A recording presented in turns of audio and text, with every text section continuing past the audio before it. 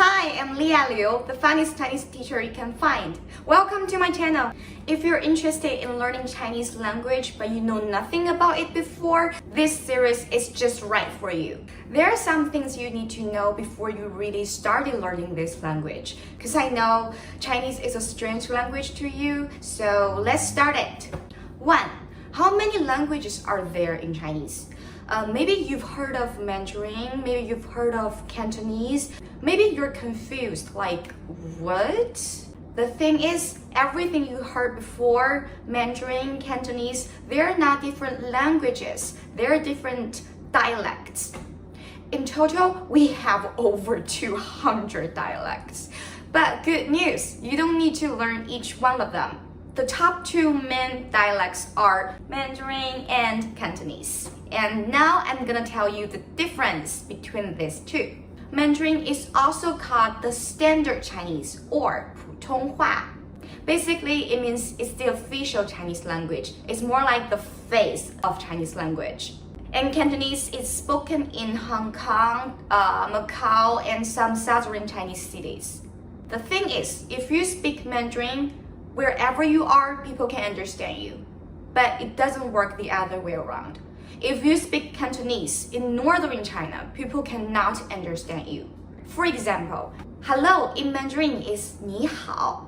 Hello in Cantonese is 你好. So it's totally different. I only speak Mandarin and I went to Guangzhou 2 years ago, and to be honest, I felt like I was a foreigner. I just can't understand even one word. If you have enough time and energy, yes, you can learn both languages. But if you don't, I strongly recommend you to start with Mandarin. And here's another reason.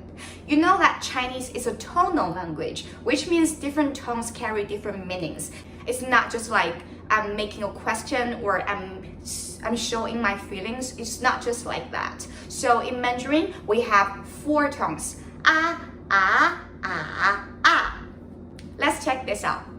Chou, the first tone, chou means suck. Chou, the second tone, means sorrow.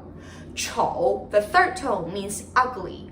Chou, the fourth tone, means smelly. So, if you think this is difficult enough, you need to know that Cantonese has 9 tones. Okay, let's move to the next question. Is there any alphabet in Chinese language?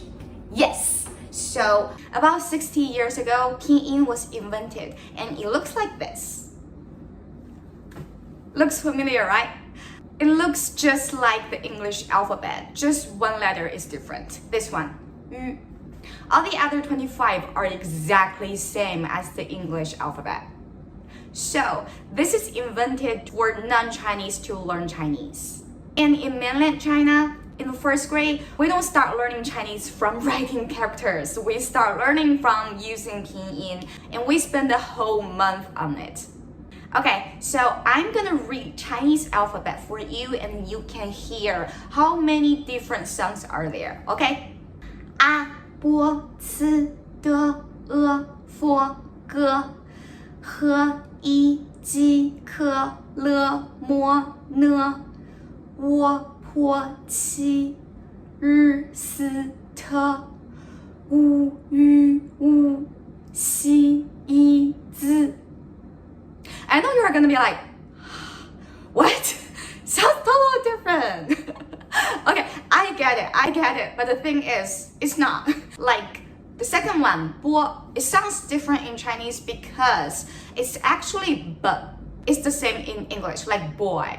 Right? We teach this to the first graders, and it's difficult for them to learn all the Cantonese like like it's difficult for them to learn all the sounds like that way. So we put a vowel sound after it. So it's not but, it's 波. We put a vowel sound what after it. So it works for all these 4 letters. It's not but, we put what after it. So now it sounds like 波, 坡, 摸, 佛. See, it's louder, it's easier for kids to remember. Here's a graph you can see. See, you can find all the equivalent sound in English, like a as in father, bo as in boy, ci as in cats, de as in dog. So it's not that difficult. But these four don't exist in English. The first three, like, okay, I'm gonna just say it, okay? Ji, qi, xi. One more time. Ji, qi, xi. These three are like nightmares to total beginners because they're so similar. But if you say them wrong, you might just make some funny mistakes. Because ji is chicken, qi is 7, xi is inhale. And this one, yu. This one is in German, but it's not in English. Or if you know German or French, you'll be able to pronounce this. But if you don't, you need to like practice on it. Next question. What kind of Chinese characters should I learn?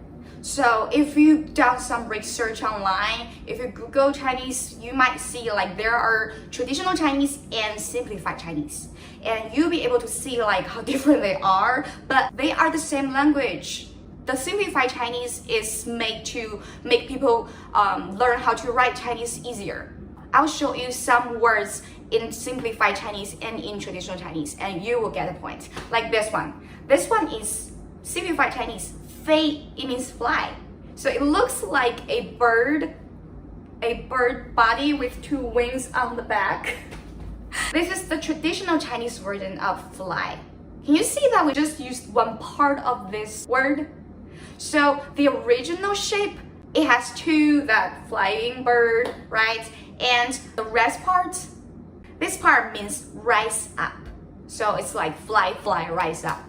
So we just simplified it. We're like, yeah, we don't need that much information. We just need to leave this one. Or this one. This one is bug, 虫. Traditional Chinese version is, yeah, you just repeat it 3 times. But sometimes they're totally different. Like this one, 丑, ugly. In traditional Chinese, 丑. The original character, the left part is alcohol. The right part is ghost. And in Chinese, we use ghost to describe people. So it's like alcohol people, alcoholic people. So if you're drunk, you're ugly. It makes sense if you're Chinese.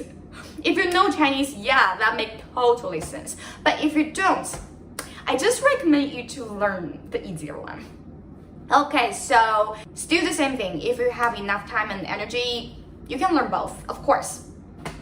But if you don't want to like learn a lot of complicated words like this graph, yeah, you can see the simplified ones and the traditional ones. You can just learn the simplified Chinese. That's okay.